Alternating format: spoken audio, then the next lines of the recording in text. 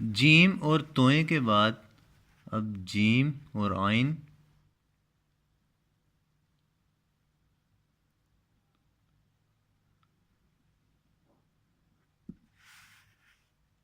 उसके बाद जीम और फे को लिखते हुए देखें।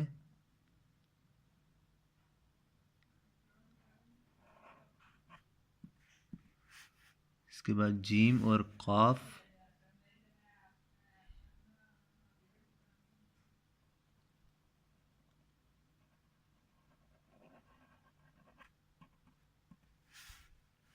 जीम और नून इसके बाद लिखा जाएगा।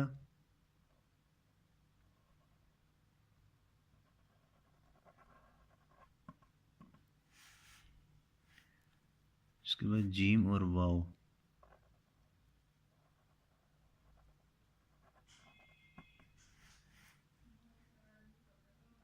जीम और हे।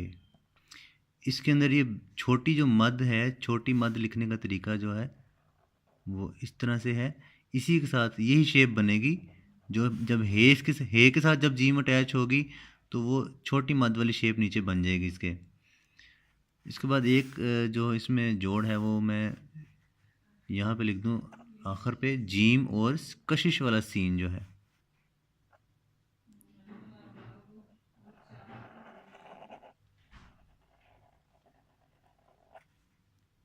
ये तरीकाकार है इन हरूफ को लिखने का। अब इसमें जो बहुत इम्पोर्टेंट और बहुत अहम एक बात है, जीम, स्वाद, तोएं, आइन, फे, काफ और वाव को लिखते हुए एक चीज़ का ख्याल रखना है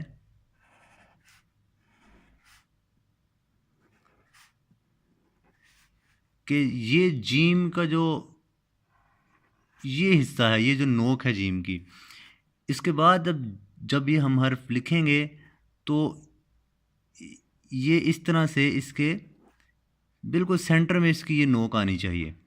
इसी तरह आइन में भी ऐसा ही होगा। इसके हेड के बिल्कुल दरमियान में यहाँ पे इसका ये बनेगा नीचे वाली शेप। इसके बाद जीम का जो ये शुरू वाला किनारा है, इसकी पोजीशन यानी कि हमने देखनी है कि कहाँ से हमने इसके बाद अगला हर्फ शुरू करना है कि वो इसका सेंटर इसके जीम के शुरू वाले हिस्से में आ जाए, कोने पे ऊपर बिल्कुल। फे के ऊपर भी ऐसा ही होगा जी, इस तरीके से इन इन हरूफ में इसी तरह से लिखा जाएगा जीम को।